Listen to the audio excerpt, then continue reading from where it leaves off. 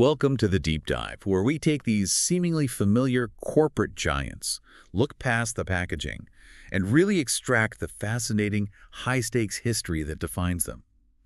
Today, we are immersing ourselves in the story of the Clorox Company. And, for most of us, that name is just synonymous with one single potent disinfectant. Right. It's the cleaning agent of choice. It's a fixture in the laundry room. Exactly. But if you're like most people, you would probably be genuinely surprised to discover that the very same $7.1 billion corporation that makes liquid bleach also owns the #1 brand of charcoal for your barbecue. Oh, yeah. And a really recognizable salad dressing, specialized health supplements, even one of the world's most popular natural lip balms. That contradiction is exactly why this deep dive is so necessary. We want to understand how a company that was, born from industrial chemicals transformed into this global, diversified consumer packaged goods. Well, a CPG behemoth that's held a spot on the Fortune 500 list since the year 2000. And we've synthesized a massive stack of sources for this. We have comprehensive corporate histories. We have deep dives into their brand portfolio and their financials, analyses of their strategic moves in both the 20th and 21st centuries. And we're also going to take a pretty candid look at the controversy surrounding their marketing claims and, their ethical positioning. So our mission here is to fast-track your understanding of how corporate diversification actually works, using Clorox's surprising journey as a case study. We'll cover the near collapse, the brilliant grassroots marketing that saved it, a landmark Supreme Court antitrust ruling, and the difficult ethical tightrope the company walks today with sustainability and global market access. So just to set the table here, Clorox was founded May 3rd, 1913 in Oakland, California. As of the data we've got, the company operates globally with about 7,600 employees, and it commands an annual revenue of US $7.1 billion. Their portfolio. It spans everything. Cleaning supplies, food, pet care, water filtration, grilling, personal care. It is diversification personified. Okay, let's unpack this. We have to start small. Way back in 1913, before it was a $7 billion behemoth, it was basically a $500 handshake deal. So the story begins with a name that really it tells you everything about their initial focus, the Electro-Alkaline Company. It sounds industrial because it was. This wasn't a consumer company at all. It was focused on using electrolysis to create chemical compounds. And the initial investment details, they really underscore just how accidental this empire was. I mean, you have 5 men who came together, and each of them just threw in $100. $100 each. Yeah, for a total of $500 in seed money. And the sources really emphasize how diverse this founding team was, which highlights that the product, the liquid bleach, it was almost secondary to the business opportunity of just manufacturing these compounds. Yeah. You're right. The team wasn't built on chemical expertise. It was all about practicality and financing. You had Archibald Taft, who was the banker, providing that crucial early capital link. Right. Then Rufus Myers, the lawyer, handling all the paperwork. Charles Husband was the bookkeeper, managing the ledgers. Okay. And then you get the industrial input from Edward Hughes, a purveyor of wood and coal, and William Hussey, who was a miner. So it's a very industrial synergy. They were manufacturing this high concentration sodium hypochlorite and crucially, sodium hydroxide caustic soda, which was used mostly in industrial cleaning and by manufacturers of soap, textiles, paper, that sort of thing. Which brings us to the name. Where does Clorox even come from? It's actually a very literal portmanteau. The name is just a contraction of the 2 main ingredients central to their whole process, chlorine and sodium hydroxide. Oh, okay. The brand name itself was designed to sound scientific, effective, and early on they established that very distinctive diamond-shaped logo that has, in some variation, really remained a visual anchor for the brand throughout its entire history. Okay, so for the technical context here, they were producing this compound, sodium hypochlorite, but at a really, really high concentration. Why was that concentration level such a barrier at first? It was a huge barrier. I mean, industrial strength sodium hypochlorite, the kind they were making, it's highly corrosive. It requires really careful handling. Not for your laundry room. Not at all. It was perfect for, say, sanitation in municipal water treatment or huge industrial cleaning operations. But the average household had no use for it. They certainly didn't know how to use it safely, and it was just It was too strong to be economical for a kitchen spill or laundry. So the public was just completely unfamiliar with liquid bleach as a domestic product. Totally. And the company's early sales figures really reflected that. I mean, this lack of consumer adoption pushed the Electro-Alkaline Company right to the brink of bankruptcy. So the product was a technical success, but commercially it was a complete failure because it just didn't match what consumers needed. So what saved them? It all comes down to one crucial shift in 1916. It's what the sources call the Murray intervention. An investor, William Murray, he took over as general manager, tasked with saving this failing enterprise. Oh. But the true pivotal genius, according to all the sources, came from a person who had never even been in the factory, Murray's wife, Annie Murray. And the narrative really hinges on Annie Murray realizing that the core problem wasn't the product itself. It was the application. Exactly. Annie Murray saw that the super strong bleach they were selling to industries could just be diluted. It could be adapted for domestic tasks, stain removal, laundry whitening, general household sanitation. So she prompted them to create a much less concentrated version. She did. A version suitable for the consumer. This was really the birth of household bleach as we know it today. That's a fascinating pivot. But, creating the product is one thing. Getting skeptical consumers to bring a powerful chemical into their homes, that's a whole other challenge. How did she crack that market without a big advertising budget? Her strategy was just brilliant in its simplicity and really its reliance on trust. Annie Murray built demand by deploying this local grassroots sampling campaign. She distributed these 15 U.S. fluid ounce sample bottles tailored for home use right from the family's grocery store in downtown Oakland. Right from their own store. Yeah, and the grocery store was already a hub of trust and, daily necessity. That personal connection, using her own store as the launch pad, it must have just eliminated the friction of trying a new kind of scary chemical product. Yeah. People trusted Annie, and they saw the results immediately. And the sources confirm this worked exponentially. I mean, word of mouth spread like wildfire through the local community. It went from being this niche industrial chemical to a desired household staple in just a year. Wow. By 1917, the company was financially stable enough and ambitious enough to start shipping Clorox bleach across the entire continent, which was this massive logistical undertaking that was only possible because of the opening of the Panama Canal. So part one is really the story of a successful industrial startup that nearly fails because of a commercial blind spot, only to be rescued and completely repurposed for the consumer market by one insightful person, Annie Murray. It really highlights a foundational principle of the consumer goods industry. You can have the best technology in the world, but if you don't adapt it to solve a genuine, accessible consumer need, it will fail. Mm-hmm. Clorox survived because it adapted for household necessity, and that allowed it to transition into its next phase of brand building and consolidation. So by the late 1920s, Clorox is no longer just the Electro-Alkaline Company. It's a solidified brand. And the next strategic step comes in 1928 when the company goes public on the San Francisco Stock Exchange and officially changes its name to the Clorox Chemical Company. Right, and that name change signaled their intent to scale nationally. Exactly. And their early brand building was so critical during this period. They introduced these advertising campaigns featuring Butch, who was this animated liquid bleach bottle mascot. Push the bottle. I love it. Yeah, and Butch represented the strength and the cleanliness of the product. It's actually a delightful little historical note that Butch was pretty resilient. He was introduced when the bottles used rubber stoppers, and he survived the modernization when the company switched over to screw-off caps in 1941. And they managed to get national distribution all through the 1930s, which means they survived the crippling years of the Great Depression. But their reputation was truly defined not by advertising, but by a decision they made during World War II under enormous duress. This is maybe the most crucial moment for cementing their brand equity and their reputation for quality. During World War II, bleach was designated as vital for first aid and sanitation, especially for the American Armed Forces. And this meant that chlorine gas, a key ingredient, came under very strict government rationing. And rationing meant that to maximize volume, a lot of competing chemical companies, they just chose to dilute their sodium hypochlorite content. They were basically selling a weaker product to maintain their sales numbers. But Clorox refused to do this. They recognized that the integrity of their product, its specific concentration, and its efficacy was totally non-negotiable, especially when it was being used for sanitation. So they chose quality over quantity. They did. Clorox declined to dilute its product, and instead they opted to sell fewer units of full-strength bleach.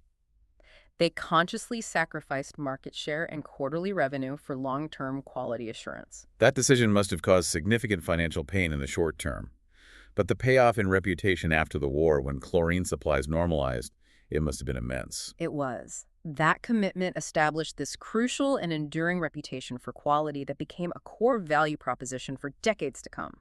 Customers knew they could trust that yellow diamond bottle to deliver full strength no matter what the external pressures were. And this reputation, this immense brand value, is what eventually attracted the largest consumer packaged goods company in the world, Procter & Gamble.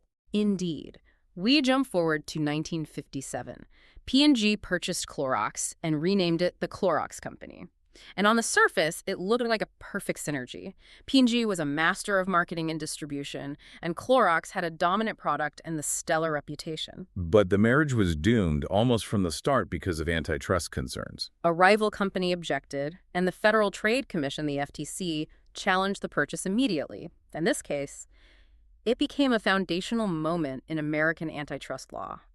The FTC wasn't arguing that P&G was harming the quality of Clorox, but that the mere fact of P&G owning Clorox would stifle any future competition. That's a pretty sophisticated legal argument. What was the specific theory the FTC used to convince the courts to force a massive conglomerate to sell off a successful brand? The primary argument relied on what's known as the potential competition theory, which is often coupled with the deep pocket theory. Okay. The FTC argued that without P&G's acquisition, P&G itself was the single most likely large company that could have entered the bleach market and successfully challenged Clorox on its own, which would have promoted competition. So by acquiring Clorox, P&G eliminated itself as a potential competitor.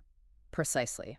The acquisition removed the possibility of more competition, which the FTC saw as damaging to the market structure. And what about the deep pocket part? That argument asserted that P&G's enormous financial resources, their distribution networks, their massive advertising budgets, it would allow Clorox to just crush any smaller, independent competitor trying to enter the market. Right. It was a structural issue, not a performance issue. And this case went all the way to the top. It did. The FTC prevailed in the landmark Supreme Court ruling in 1967, FTC v. Procter & Gamble Co. And the ruling mandated that P&G had to divest Clorox entirely. This was a huge statement about the power of conglomerates and the government's duty to protect competitive market structures. So the divestiture took place on January 1st, 1969. That marked Clorox's dramatic, forced return to independence. This must have been a highly motivating, if maybe a little chaotic, moment for the company. Oh, for sure. They were forced to stand on their own again. But now they had this incredible brand equity built over decades. Equity so valuable that the biggest CPG company in the world wasn't even allowed to own it. And that set the stage for Clorox's third act. Having been denied the protective umbrella of P&G, Clorox realized it could not survive as a one-product company. It had to diversify, and it had to do it aggressively to mitigate the risks of being so dependent on a single brand in a pretty mature market. So the moment Clorox regained its independence, the entire corporate strategy just pivoted from brand maintenance to aggressive portfolio expansion. The 70s and 80s, they became the diversification decade, a period where they consciously sought out products to balance their portfolio and leverage their distribution strength. The initial steps were pretty logical extensions of their core business. In 1970, they introduced Clorox II, which moved them beyond just chlorine bleach into the broader category of all fabric, color-safe bleach. Right. They also developed internal innovations like Telex Instant Mildew Remover. But the real transformation came through some pretty unexpected acquisitions. And this is where we start seeing the portfolio just expand dramatically beyond cleaning supplies. Yeah. This is where the Clorox family tree starts to include things like salad dressing and charcoal.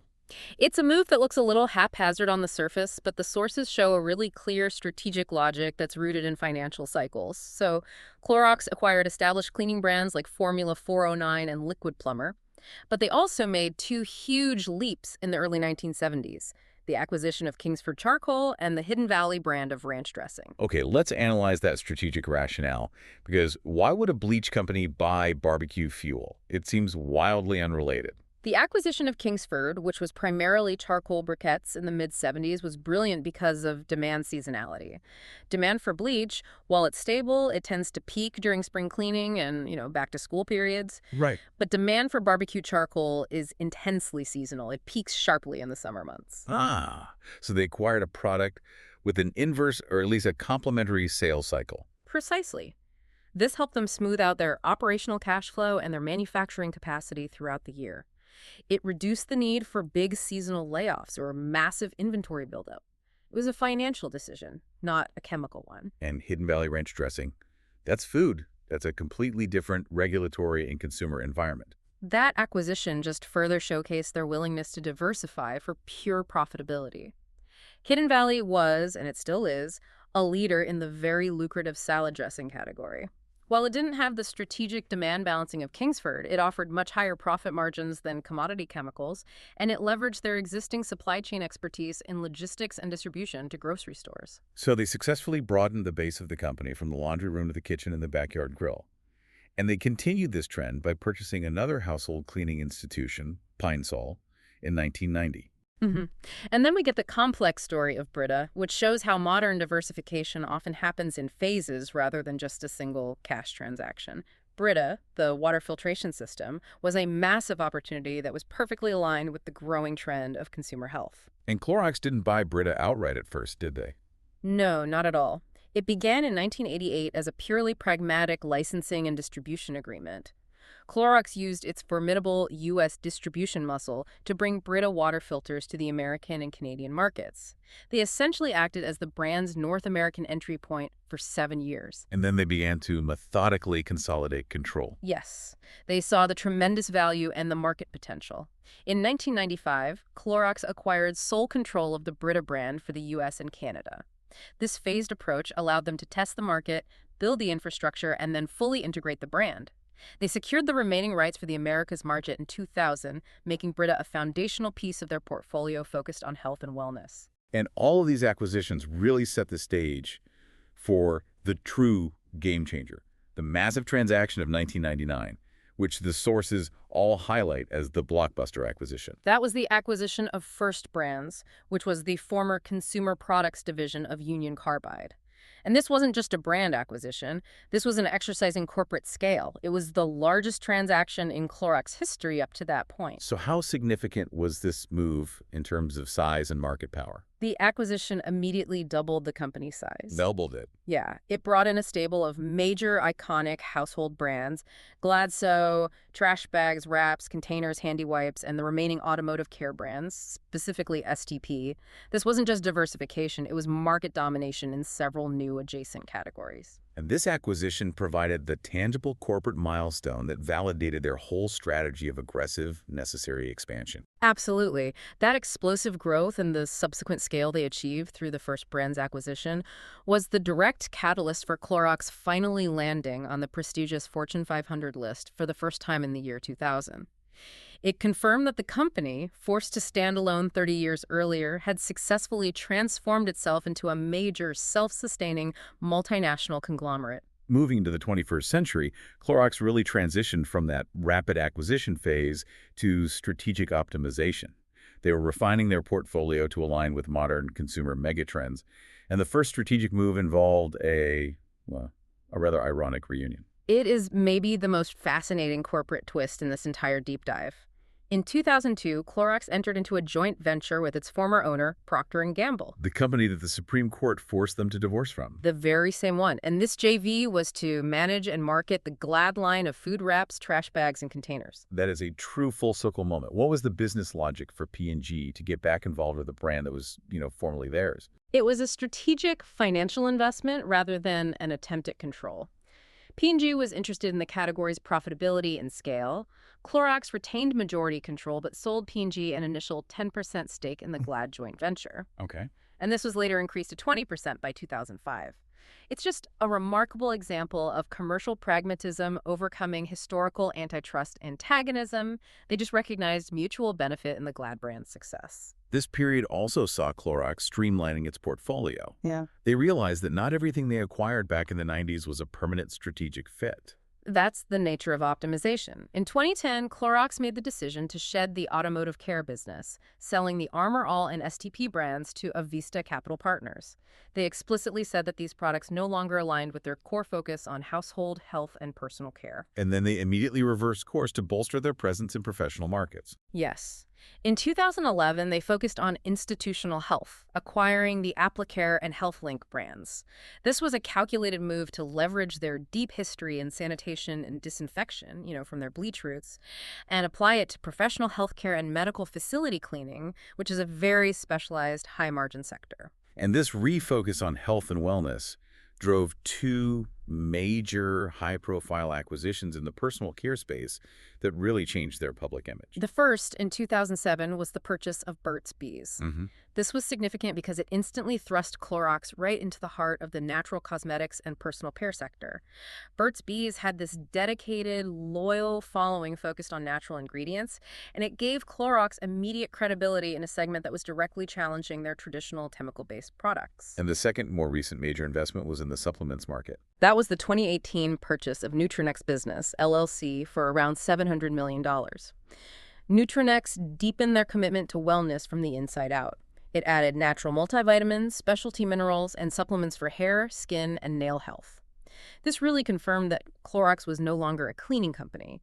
It was a comprehensive consumer health and wellness enterprise that spanned disinfection, water purification, personal care, and internal supplements. And concurrent with this strategic business shift was a massive pivot toward integrating corporate social responsibility, or CSR, into their core reporting. This was a really proactive response to evolving investor and consumer expectations.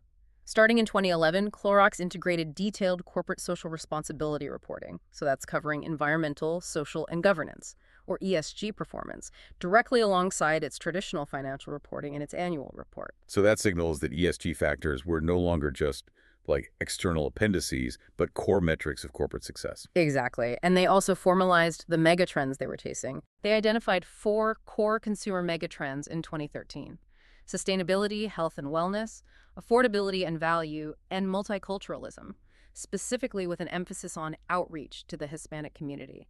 They even took a major international step in 2015 by becoming a signatory of the United Nations Global Compact, which is the largest corporate sustainability initiative in the world. And these efforts have clearly yielded recognition on sustainability and equality indexes. They have. They've received significant accolades, including being in the inaugural Bloomberg Gender Equality Index in 2018.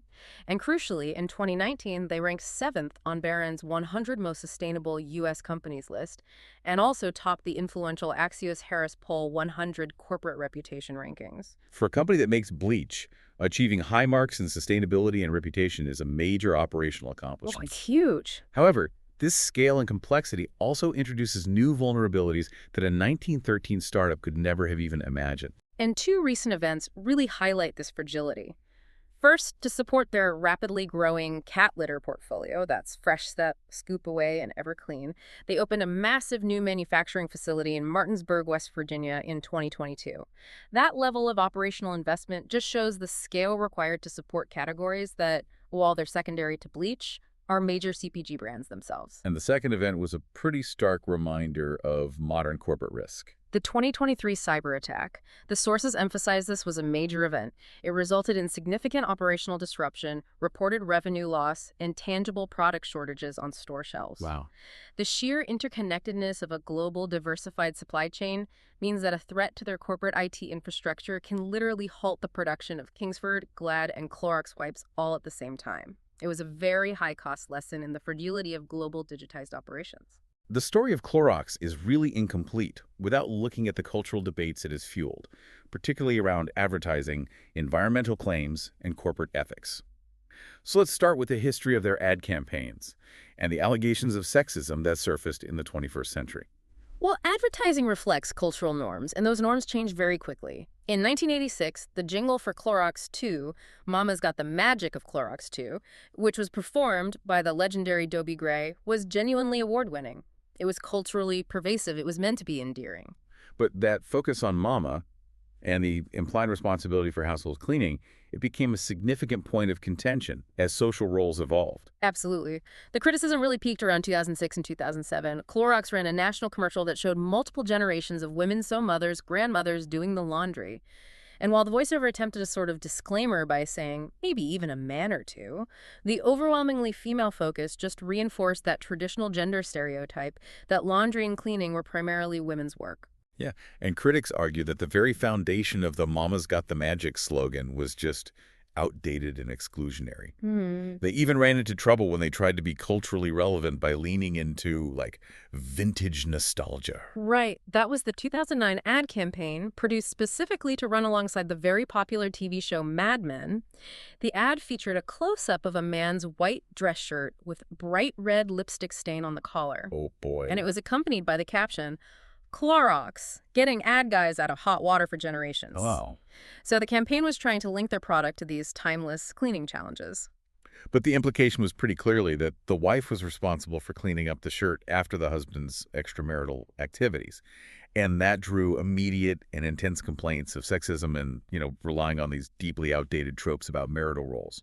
It just showed the danger of using historical context without modern sensitivity. While they were trying to be clever, the execution highlighted this lingering perception that Clorox marketing was still rooted in 1950s gender roles, which ran completely contrary to the modern diversity and gender equality initiatives they were trying to embrace through their ESG reporting. So let's pivot now to the most significant ethical challenge they faced in the late 2000s, the introduction of the Greenworks line and the subsequent greenwashing claims. The launch of Greenworks in 2008 was a really pivotal moment for the CPG industry. Clorox became the first major traditional CPG company to launch a national line of green, natural cleaning products into the mainstream market. They were attempting to capture that rising consumer demand for sustainability. And the launch was backed by an incredibly powerful environmental endorsement. Yes, the Sierra Club, one of the nation's most prominent environmental organizations, formally endorsed the Greenworks line. This was massive PR for Clorox. The club's then executive director, Carl Pope, publicly stated that by offering safer alternatives, these products fostered healthy communities free from pollution. But this partnership caused immediate ideological conflict within the environmental movement itself. Oh, it caused genuine schisms within the Sierra Club. Critics and longtime members felt the organization was being co-opted or, sullied by associating with a company whose core product, chlorine bleach, was viewed by many activists as inherently environmentally hazardous. Right. This internal struggle actually contributed to the eventual resignation of Carl Pope. The fundamental question was whether it was better to push a major corporation towards gradual improvement or to demand ideological purity. And the claims about the products themselves came under immediate scrutiny from consumer watchdogs. In 2008, the National Advertising Division, the NAD, reviewed Clorox's marketing for the line. The NAD specifically told Clorox that they needed to discontinue or modify ads that claimed Greenworks worked as well as traditional, full-strength chemical cleaners. Ouch. The NAD determined Clorox couldn't fully substantiate those performance parity claims. That's a major hit to a line that was explicitly designed to be a no-compromise alternative. Yeah. And then came the ingredient analysis. Yeah, in 2009, criticism intensified over the environmental claims, focusing on the contents of the products themselves. Groups highlighted ingredients like ethanol, and while ethanol can be derived naturally, critics questioned its cost-effectiveness and its ecological footprint when it's sourced from mass consumer production. More controversially, many Greenworks products contain sodium lauryl sulfate, or SLS. And why was SLS specifically so problematic in a green product? Well, even if the SLS was derived from a natural source like coconut oil, environmental and health groups pointed out that it is a known common skin and eye irritant. And its inclusion in a natural line felt contradictory to groups like Women's Voices for the Earth, who pointed out the inconsistency. They raised the core greenwashing question. They did. They challenged Clorox to justify its dual strategy. They basically asked, why sell one set of products that have hazardous ingredients and others that don't? And the complexity lies in defining what green even means in a mass consumer market. Is it better to capture a massive segment of consumers with an imperfectly natural product?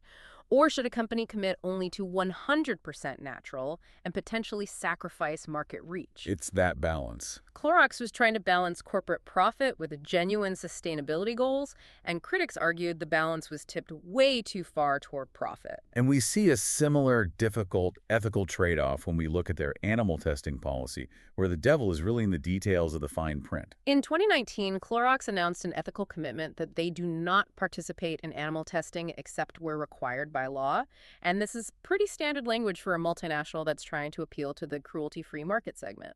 But activist groups, particularly PETA, They focused intensely on that crucial caveat. Their argument was simple, and it was unforgiving.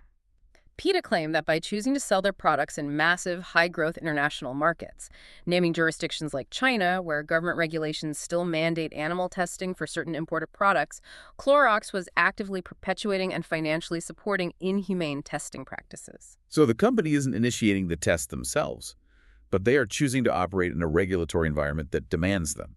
Exactly. The activists argue that if a company is truly committed to being cruelty-free, they have to refuse market access in any jurisdiction that imposes mandatory testing. hmm And this just highlights the difficult choice a $7 billion company faces, balancing ethical promises to their domestic consumer base against the immense financial imperative of global market access and growth. That's a fundamental challenge of scale. It shows that the Clorox Company, today, is not defined by its products alone, but by how it navigates the competing demands of profitability, consumer ethics, and global regulation. It's the modern cost of being a multinational brand that spans everything from cosmetics to chemicals. The choices they make in a boardroom about market entry or ingredient formulation have these far-reaching ethical and reputational consequences. What a panoramic view of American corporate history. I mean, we've watched the Clorox Company evolve from a $500 startup on the brink of failure, saved by Annie Murray's ingenious local marketing, through decades of reputation building, wartime sacrifice, and an unprecedented forced divorce from Procter & Gamble by the Supreme Court. And the story reinforces that corporate growth is rarely linear. That aggressive, necessary diversification in the post-P&G era, acquiring everything from Kingsford charcoal for cash flow balancing to Burt's Bees for its health portfolio, that is what propelled them onto the Fortune 500 list where they remain today, a U.S. $7.1 billion enterprise. And yet, as we see in the modern era, that legacy of quality and integrity is constantly being tested. The company built its reputation by refusing to dilute its product during World War II, but now it faces sharp criticism for perceived compromises on environmental standards with the Greenworks line, and ethical standards regarding animal testing in international markets. And that tension between historical integrity and global complexity, that is the defining feature of Clorox today. They have to manage a portfolio that is both high chemical and ultranatural, while at the same time meeting shareholder growth demands and increasingly vocal consumer ethical expectations. Which brings us to our final thought for you. Clorox built its foundational reputation on protecting product quality above immediate sales volume during World War II. Does a company that chooses global market access and thereby compromises its stated ethical stance on animal testing, where it's mandated by law, does that fundamentally sacrifice that legacy of quality and integrity? What level of ethical compromise is acceptable when the alternative is refusing a massive market? When you look at the brands in your home, from bleach to lip balm, consider the compromises and the battles that brought those products into existence.